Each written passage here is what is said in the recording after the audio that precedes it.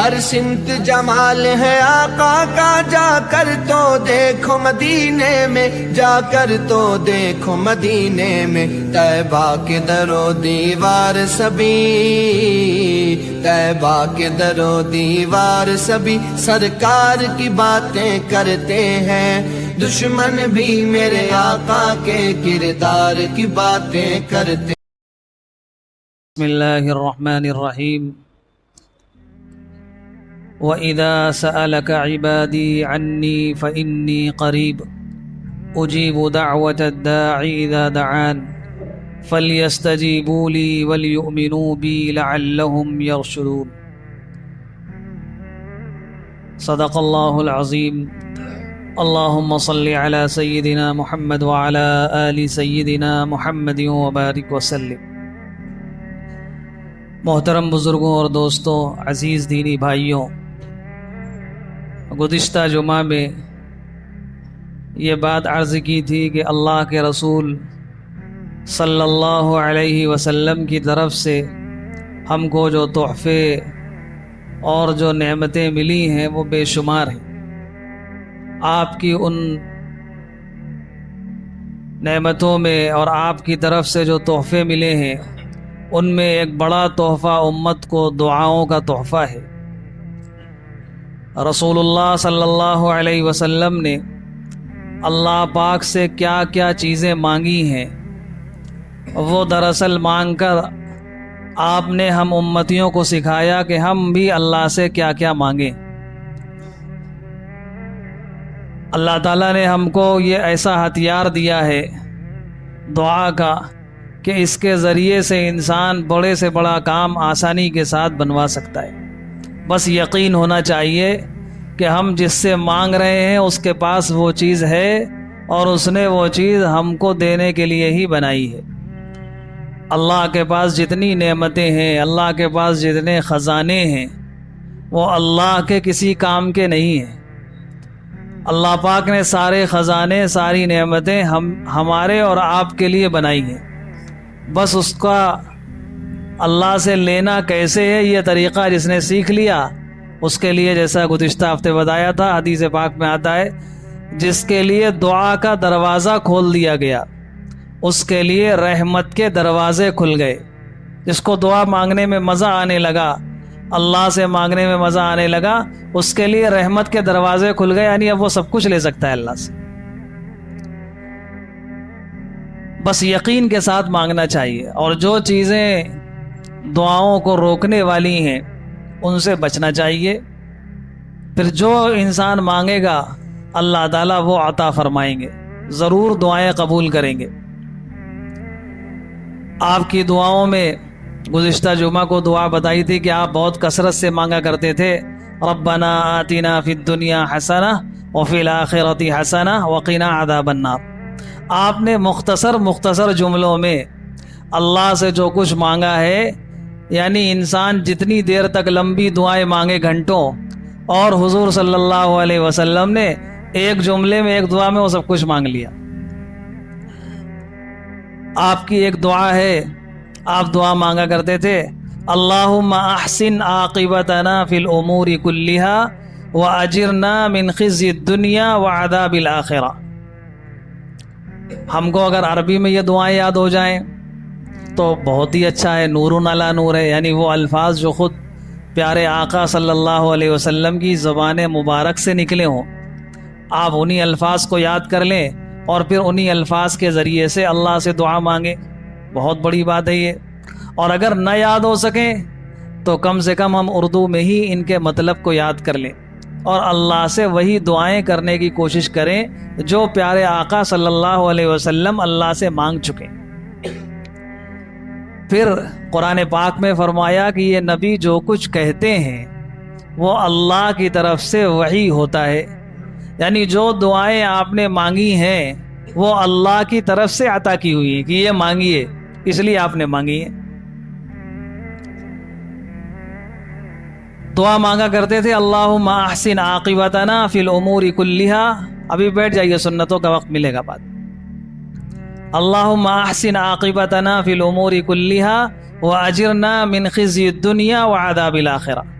کہ اے اللہ میرے ہر کام کا انجام، رزلٹ یہ خوب اچھا کر دیجئے. احسن عاقبتنا فی الامور کلیہا، ہم جو کچھ کام کریں چاہے وہ دینی کام ہو یا دنیاوی کام ہو، کوئی بھی کام ہو ہمارا، اس کا جو انجام ہو، اس کا جو رزلٹ ہو، وہ احسن یعنی خوب اچھا کر دیجئے، اس کے اندر حسن پیدا کر دیجئے. مثال کے طور پہ ایک اسٹوڈنٹ ہے، اسکول میں پڑھ رہا ہے، اب وہ یہ دعا مانگے اللہم احسن عاقبتنا کہ ہمارے اسکول میں جب اگزام ہو، ہماری پڑھائی کا اختتام ہو، رزلٹ آئے تو خوب اچھا رزلٹ آئے، ہم خوب اعلیٰ نمبرات سے کامیاب ہوں. یہ اس دعا کا مطلب ہے. ایک تاجر اپنی تجارت میں، دکان میں تجارت کر رہا ہے، وہ دعا کر رہا ہے کہ میری تجارت کا جب ہم رات میں اپنی تجارت کا حساب کتاب لگائیں، مہینے میں حساب کتاب لگائیں، سال میں حساب کتاب لگائیں، تو جب ہم آخری میں حساب کتاب کر رہے ہو تو خوب اچھا حساب کتاب آئے. اور دینی اعتبار سے ہم نماز پڑھ رہے ہوں، قرآن کی تلاوت کر رہے ہوں، اور جو کام کر رہے ہو جب اس کا ہمیں رزلٹ ملے تو خوب اچھا سے اچھا ملے، یعنی اللہ کے ہاں اس کو ہر حال میں قبول کر لیا جائے. تو اب یہ جتنی چیزیں انسان دنیا میں مانگے، آپ گھنٹوں مانگتے رہیں، اللہ کے رسول صلی اللہ علیہ وسلم نے ایک جملے میں سب کچھ مانگ لیا، اللہم احسن عاقبتنا فی الامور کلیہا. ہر معاملے کا انجام، ہر معاملے کا رزلٹ خوب اچھا ہو جائے. کوئی انسان جو بھی کام کرے بس اس سے پہلے پڑھ لے، اور وَأَجِرْنَا مِنْ خِزْيِ الدُّنْيَا وَعَذَابِ الْآخِرَةِ، اے اللہ ہمیں دنیا کی رسوائی سے، دنیا کی ذلت سے، دنیا کی ہلاکت سے، دنیا کی پریشانی سے ہماری حفاظت فرما دیجئے. اجرنا من خزي الدنیا، یعنی جتنی طرح کی مصیبتیں دنیا میں آ سکتی ہوں، جو کچھ پیش آ سکتا ہو اس سے حفاظت میں ہمیں رکھیے. وعذاب الآخرہ، اور آخرت کے عذاب سے بھی حفاظت فرمائیے. دنیا بھی مانگ لی، آخرت بھی مانگ لی، مختصر سے جملے میں اللہم احسن عاقبتنا فی الامور کلیہا واجرنا من خزی الدنیا وعذاب الآخرہ. آپ دعا مانگا کرتے تھے اللہم واقیتاً کواقیت الولید، اے اللہ ہماری ایسی حفاظت فرمائیے جیسے ماں اپنے چھوٹے بچے کی حفاظت کرتی ہے. ایک ماں ہوتی ہے، وہ اپنے بچے کی کیسی حفاظت کرتی ہے، وہ کوئی اس کو تکلیف پہنچنا دینا نہیں چاہتی کہ میرے بچے کو، چھوٹے معصوم بچے کو کوئی تکلیف پہنچ جائے، کوئی مصیبت پہنچ جائے. آپ اللہ سے دعا کرتے تھے کہ اللہ جیسے ایک ماں اپنے چھوٹے بچے کی حفاظت کرتی ہے، ایسے ہی آپ میری حفاظت فرمائی. اللہم واقیتاً کواقیت الولید. آپ دعا مانگا کرتے تھے اللہم اصلح لی دینی الذی هو عصمت امری، اے اللہ میری دینی حالت درست فرما دیجئے جس پر میری عزت کا، میرے معاملات کا انحصار ہے، دار و مدار ہے. اور اللہم اصلح لی دینی الذی هو عصمت امری واصلح لی دنیایا التی فیہا معاشی، اور میری دنیاوی حالت بھی درست فرما دیجئے جس پہ مجھے زندگی گزارنا ہے. میں یہاں زندگی گزار رہا ہوں، مجھے روزی کی ضرورت ہے، مال کی ضرورت ہے، مکان کی ضرورت ہے، سواریوں کی ضرورت ہے، گھر بار کی ضرورت ہے، کاروبار کی ضرورت ہے. میری دنیاوی زندگی بھی اچھی کر دیجئے، اس کو درست کر دیجئے، سنوار دیجئے. وَأَصْلِحْ لِي آخِرَتِي الَّتِي فِيهَا مَعَادِي، اور میری آخرت کو بہتر کر دیجئے جہاں مجھے لوٹ کر جانا ہے. آخرت میں ہم سب کو جانا، وہیں جانا ہے، تو میری اس آخرت کو بہتر کر دیجئے. وَاجْعَلِ الْحَيَاةَ زِيَادَةً لِي فِي كُلِّ خَيْرٍ، اور میری زندگی میں جتنی خیر ہو سکتی ہوں اس خیر، ہر خیر کے اضافے کا ذریعہ بنا دیجئے میری زندگی. ہر اچھی چیز میرے پاس آتی رہے، ہر بھلائی مجھے ملتی رہے، ہر خیر میرے پاس آتی رہے. اور میری موت کو وَاجْعَلِ الْمَوْتَ رَاحَةً لِّي مِن كُلِّ شَرٍ، اور میری موت کو ہر برائی سے حفاظت کا ذریعہ بنا دیجئے. آخری وقت میں میرے پاس کوئی شر نہ آنے پائے، کوئی بری حالت نہ پیش آئے، کوئی برے معاملات پیش نہ آئے. بہت سے لوگوں کو کبھی ایسے حادثات میں انتقال ہو جاتا ہے، کبھی کچھ ہو جاتا ہے. اللہ تعالیٰ نے، اللہ کے رسول صلی اللہ علیہ وسلم نے دعا مانگی کہ اس سے حفاظت کی دعا مانگنی چاہیے. جو آپ صلی اللہ علیہ وسلم نے دعائیں مانگی ہیں، ان دعاؤں کی ایک تو یہ کہ ہمیں مانگنا چاہیے اللہ سے اسی طرح. دوسرا اس میں ایک پیغام یہ بھی ہے کہ یہ دعائیں مانگ کر اللہ کے رسول صلی اللہ علیہ وسلم نے بتایا کہ مسلمان کو ایسی زندگی گزارنے کی کوشش کرنا چاہیے۔ ہم اللہ سے مانگ رہے ہیں اللہم احسن عاقبتنا فی الامور کلیہا، اے اللہ میرے ہر معاملے کا انجام خوب اچھا کر دیجئے۔ اب معاملے کا انجام خوب اچھا کیسے ہوگا؟ ایک اسکول میں پڑھنے والا اسٹوڈنٹ پورے سال پڑھائی نہ کرے اور صرف یہ دعا کرتا رہے کہ اللہ میرا رزلٹ خوب اچھا ہے۔ دنیا میں اللہ تعالیٰ ایسا کرتے نہیں ہیں۔ دنیا کو اللہ نے ایک نظام کے تحت بنایا، خوب محنت کرے، پھر جب اس کو فرسٹ پوزیشن لانی ہے یا رینک اچھی لانی ہے تو پھر اسی اعتبار سے اس کو محنت کرنی۔ اور وہ مسلمان ہے، وہ دعا کر رہا ہے کہ سب سے اچھی، تو اس کو تو یہ سوچنا چاہیے ہمیں پورے ملک میں سب سے اچھی رینک لانی، اس کے اعتبار سے وہ سب سے اچھی محنت کرے، محنت کر کے پھر اللہ سے دعا کرتا رہے کہ اللہ مجھے سب سے زیادہ اچھی رینک دلوا دی، سب سے اچھا میری پوزیشن آ جائے۔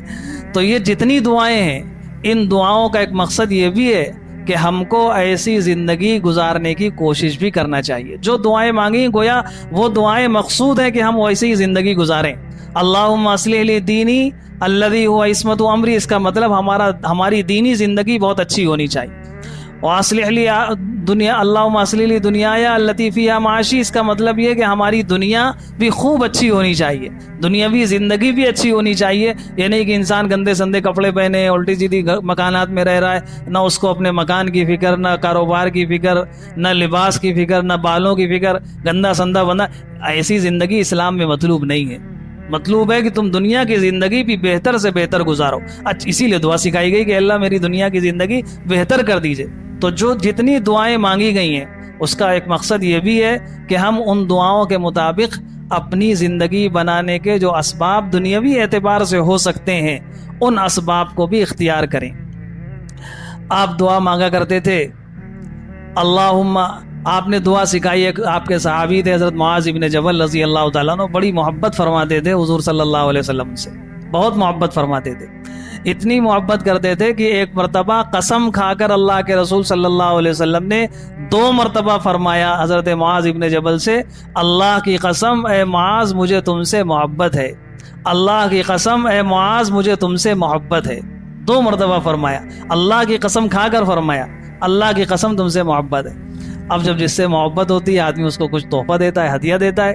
آپ نے 2 مرتبہ قسم کھا کر پھر فرمایا کہ اے معاذ میں تم کو ایک تحفہ دینا چاہتا ہوں، محبت کا تحفہ۔ اور وہ تحفہ کیا؟ دعا سکھائیے کہ یہ دعا سیکھ لو، ہر نماز کے بعد کہہ لیا کرو۔ کیا دعا سکھائی؟ ہر نماز کے بعد کا یہ کہہ لیا کرو اللہم اعنی علی ذکرک و شکرک و حسن عبادتک۔ اے اللہ آپ میری مدد فرمائیے، کس پر؟ 3 باتوں پر۔ اللہم اعنی، آپ میری مدد فرمائیے 3 باتوں پر، علی ذکرک و شکرک و حسن عبادتک۔ ذکر کا یعنی میں آپ کا خوب ذکر کروں، آپ کو خوب یاد کروں، آپ میری مدد فرمائیے، میں اللہ کو یاد کرنے والا بن جاؤں، آپ مدد کیجئے۔ اور اللہ تعالیٰ ہی جب چاہتے ہیں تبھی انسان ان کا نام زبان سے نکال سکتا ہے، ورنہ اللہ نہ چاہے تو کوئی زبان سے ادا بھی نہیں کر سکتا۔ تو اللہ پاک سے دعا مانگی کہ اللہ آپ مدد فرمائیے کہ ہم آپ کا ذکر کریں، اللہ کو یاد کریں۔ اور جو بندہ اللہ کو یاد کرنے لگتا ہے، اللہ کا ذکر کرنے لگتا ہے، اللہ تعالیٰ ایک حدیث پاک میں ہے اور خود قرآن پاک کی آیت بھی ہے، فَاذْكُرُونِي أَذْكُرْكُمْ، میرے بندوں تم مجھے یاد کرو میں تمہیں یاد کروں گا۔ آپ سوچئے اللہ پاک جو آسمان اور زمین کا خالق اور مالک ہے، پوری دنیا کا بنانے والا ہے، چلانے والا ہے، پوری دنیا کا نظام اس نے بنایا ہے، ایسا زبردست خالق اور مالک وہ یاد کرے گا کب؟ جب بندہ اللہ کو یاد کرے گا۔ فَاذْكُرُونِي أَذْكُرْكُمْ، خطبے میں پڑھی جاتی آیت، دوسرے پارے میں سورہ بقرہ میں ہے، تم مجھے یاد کرو ہم تمہیں یاد کریں گے۔ ابھی ہمیں پتہ چل جائے کہ ملک کے پرائم منسٹر نے یا چیف منسٹر نے یا کسی بڑے آدمی نے اپنی مجلس میں ہمارا تذکرہ کیا ہے تو آدمی خوشی سے پھولے نہیں سماتا، خوش ہوتا ہے کہ فلاں صاحب نے مجھے یاد کیا اپنے یہاں، انہوں نے میرا نام لیا۔ آج کل پروگرام وغیرہ ہوتے ہیں اسٹیج میں، جب مقرر چیف گیسٹ جو ہوتے ہیں، مہمان خصوصی، جب وہ آتے ہیں تو اسٹیج میں بیٹھے ہوئے سارے لوگوں کا نام لیتے ہیں، کچھ لوگوں کا نام لے لیتے ہیں کہ بھائی فلاں صاحب بیٹھے اسٹیج میں، یہ بیٹھے یہ بیٹھے یہ بیٹھے، تو جن کا نام لے لیتے ہیں تو لوگ خوش ہوتے ہیں کہ انہوں نے میرا نام لیا، اور بلکہ بعض اوقات ایسا بھی ہوتا ہے کسی خاص آدمی کا نام نہ لیا تو ناراض بھی ہوتے ہیں کہ اتنے لوگوں کا نام لیا، میرا نام نہیں لیا۔ تو بڑا آدمی جب کوئی نام لیتا ہے تو انسان کو خوشی ہوتی ہے۔ یہاں کون سب سے بڑا، بڑوں کا بڑا، جس نے ساری دنیا کو بڑائی دی، وہ نام لیتا ہے۔ حدیث پاک میں جب بندہ مجھے اپنے دل میں یاد کرتا ہے میں اس کو اپنے جی میں یاد کرتا ہوں، جب مجھے بندہ مجلس میں یاد کرتا ہے تو میں اس کو اس سے بہتر مجلس میں یعنی فرشتوں کی مجلس میں یاد کرتا ہوں۔ آپ گھر میں 2-4 لوگ بیٹھے ہیں، ہم لوگ یہاں بیٹھے ہیں، اللہ کو یاد کر رہے ہیں، اللہ کا ذکر کر رہے ہیں، دین کی باتیں کر رہے ہیں، اللہ پاک بھی تذکرہ فرما رہے ہوں گے۔ لیکن ہم اور آپ بیٹھے، ہم انسان ہیں، گناہگار ہیں، خطا کے پتلے ہیں، اللہ پاک تذکرہ فرما رہے ہوں گے فرشتوں کی مجلس میں، دیکھو میرے فلاں فلاں بندے یہ دین کی بات کہہ رہے ہیں اور سن رہے ہیں۔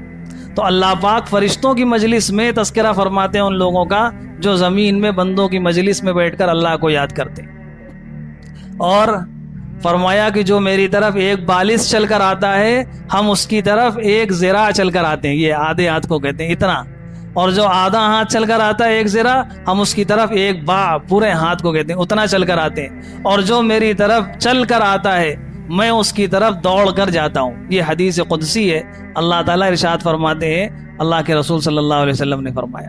تو یہ کتنا بڑا مقام ہے کہ بندہ اگر اللہ کو یاد کرنے لگے تو اللہ پاک اس کو یاد کرنے لگتے ہیں اور اللہ پاک کی معیت اس کو حاصل ہو جاتی ہے۔ تو کہا یہ دعا مانگا کرو، اللہم اعنی علی ذکرک، اے اللہ مجھے ایسی توفیق عطا فرما دیجئے، ایسی مدد عطا فرما دیجئے کہ میں آپ کو یاد کرنے لگوں، آپ کا ذکر کرنے لگوں، اور وشکری کا، میں آپ کا شکر ادا کرنے لگوں۔ آج جتنی پریشانیاں ہیں، مصیبتیں ہیں، ذرا سی کوئی حالات آ جاتے ہیں انسان پریشان ہوتا ہے۔ یہ کیوں ہوتا ہے؟ وہ اللہ پاک نے جو نعمتیں عطا فرما رکھی ہیں ان نعمتوں کی طرف دھیان نہیں جاتا کہ اللہ نے کتنا کچھ دے رکھا ہے۔ ذرا سی کوئی حالات آ جاتے ہیں بس اسی طرف نگاہ ہوتی ہے، یہ مصیبت کیوں آ گئی، اور سینکڑوں اللہ کی نعمتیں دن رات استعمال کر رہے ہیں۔ ایک صاحب سر میں رومال باندھے ایسے کپڑا لپیٹے چلے جا رہے تھے، ایک بڑی بزرگ حضرت رابعہ بصریہ گزر رہی تھی، انہوں نے دیکھا، کہا کہ تم نے کپڑا کیوں لگا؟ کہا کہ سر میں درد ہو رہا ہے۔ کہا 24 سال کی تمہاری عمر ہے، نوجوان تھے، اتنے دنوں تک اللہ تعالیٰ نے تمہیں سر دیا تو کبھی اس سر کی نعمت کا شکریہ ادا کرنے کے لیے دنیا والوں کو نہیں بتایا؟ آج ذرا سی درد ہو گیا تو پٹی باندھ کر آ گئے کہ میرے سر میں درد ہو رہا ہے۔ خیر یہ پٹی باندھنا منع نہیں، بڑے درجوں کی بڑے لوگوں کی باتیں ہیں۔ بتلانا یہ ہے کہ ہم ذرا سی کوئی مصیبت اور پریشانی آتی ہے اس کا تذکرہ، اس کا چرچا تو خوب کرتے ہیں، خود بھی پریشان ہوتے ہیں، دوسروں کو بھی پریشان کرتے ہیں، لیکن اللہ کی کتنی نعمتیں دن رات ہم استعمال کر رہے ہیں، ان نعمتوں کا استحضار نہیں ہوتا۔ اگر وہ نعمتیں یاد رہیں ہمیں اور ہم ان نعمتوں پر اللہ کا شکر ادا کرنے کے عادی ہو جائیں، شکر گزار بندہ کبھی پریشان نہیں ہوتا، کبھی مایوس نہیں ہوتا۔ وہ دیکھتا ہے میرے اللہ نے اتنی نعمتیں میں دے رکھی ہیں اور بھی دیں گے۔ اور پھر شکر کرنے سے قرآن میں اگر تم میری نعمتوں کا شکر ادا کرو گے تو 2 وعدے اللہ تعالیٰ کے، اللہ فرماتے ہیں لئن شکرتم لازیدنکم، اگر میری نعمتوں کا شکر ادا کرو گے تو ہم نعمتوں میں اضافہ فرمائیں گے۔ اب 2 وعدے کیسے ہو گئے؟ اضافہ کب ہوگا؟ وہ نعمت باقی رہے گی تو اضافہ ہوگا۔ بھئی کسی چیز کا بڑھنا کس کو کہتے ہیں؟ وہ بھی باقی ہو، اس میں اضافہ ہو جائے۔ تو گویا اللہ تعالیٰ نے اس آیت میں 2 وعدے کیے ہیں، نعمتوں پر شکر ادا کرو گے تو ہم وہ نعمت باقی بھی رکھیں گے اور اس میں اضافہ بھی کریں گے۔ تو فرمایا حضرت معاذ ابن جبل سے کہ تم یہ دعا مانگا کرو کہ اے اللہ اپنا شکر ادا کرنے کی مجھے توفیق عطا فرما، میری مدد فرمائیے میں آپ کا خوب شکر ادا کروں، خوب شکر ادا، بار بار زبان سے الحمدللہ الحمدللہ الحمدللہ، اللہ کا بہت شکر ہے، اللہ کے بڑے احسان۔ جتنا جو بندہ اللہ کا شکر ادا کرتا رہے گا اللہ کی نعمتوں میں اضافہ ہوتا رہے گا۔ اور فرمایا وحسن عبادتک، اور اے اللہ ہماری مدد فرمائیے کہ ہم آپ کی خوب اچھی عبادت کیا کریں، یعنی عبادت جب ہم کریں آپ کے سامنے کھڑے ہوں، بندگی کا کوئی کام کریں تو اس کے اندر خوب حسن پیدا ہو جائے، خوب اچھی سے اچھی عبادت کریں۔ اور اچھی عبادت کب ہوگی؟ جس عبادت کے اندر 2 چیزیں ہوں، جس عبادت کے اندر 2 چیزیں ہوں گی وہ عبادت حسن عبادت ہوگی، اچھی عبادت ہوگی۔ کیا؟ ایک تو اخلاص ہو اس عبادت کے اندر، یعنی صرف اللہ کو راضی کرنے کے لیے کیا جائے، اور دوسرے وہ عبادت حضرت نبی کریم صلی اللہ علیہ وسلم کے مبارک طریقے کے مطابق ہو۔ جس عبادت کے اندر دو باتیں ہیں، وہ اللہ کے لیے ہو اور اللہ کے رسول صلی اللہ علیہ وسلم کے مبارک طریقے کے مطابق ہو، وہ عبادت اچھی عبادت ہے۔ اگر یہ دو باتوں میں سے کوئی ایک بات نہیں ہے، دونوں ہی نہیں ہے، دونوں میں سے ایک نہیں ہے، تو پھر وہ عبادت نہیں ہے۔ وہ ہماری اپنی دلی خواہش ہو سکتی ہے، کچھ بھی ہو، آپ اس کو کچھ بھی نام دے سکتے ہیں، عبادت نہیں۔ اللہ کے ہاں اس عبادت کا، اس کام کا کوئی اجر نہیں ملے گا اگر اس میں اخلاص نہیں، یا وہ کام حضرت نبی کریم صلی اللہ علیہ وسلم کے طریقے کے مطابق نہیں۔ اور بھی آپ صلی اللہ علیہ وسلم کی دعائیں، یہ تو ہم نے چند نمونے کے طور پہ بیان کیا۔ آپ کی ایک مختصر سی دعا، ایک دعا اور ہے بہت اچھی، یاد ہو جائے تو مانگا کریے۔ اور خاص طور سے فرمایا کہ اگر کوئی پریشانی اور مصیبت کے وقت مانگے گا، اللہ پاک اس کی پریشانی مصیبتوں کو دور فرما دیں گے۔ کیا پیاری دعا ہے اور انداز کتنا اچھا ہے۔ فرمایا یہ دعا مانگا کرو، اللہم انی عبدک۔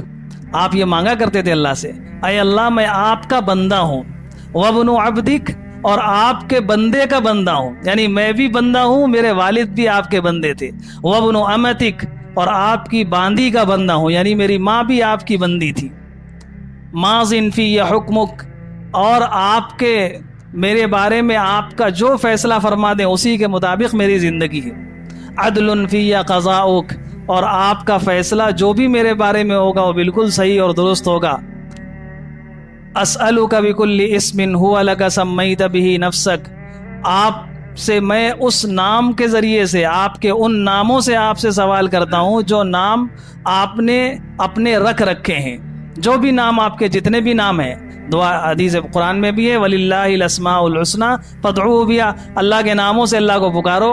تو اس میں کہا جتنے بھی آپ کے نام ہیں ان ناموں کے ذریعے سے آپ کو پکارتے ہیں، وہ نام آپ نے کسی کتاب میں نازل کیے ہوں، کسی بندے کو سکھائے ہوں، یا آپ نے اپنے خزانے میں محفوظ کر رکھے ہوں، ان تمام ناموں کے ذریعے سے آپ سے میں سوال کرتا ہوں۔ کیا سوال؟ یہ سب اتنا کہہ کر اللہ سے مانگا کیا؟ کہ اے اللہ انت جعل القرآن العظیم ربیع قلبی، قرآن ایک عظیم کو میرے دلوں کی بہار بنا دیجئے، میرے دل کی بہار بنا دیجئے۔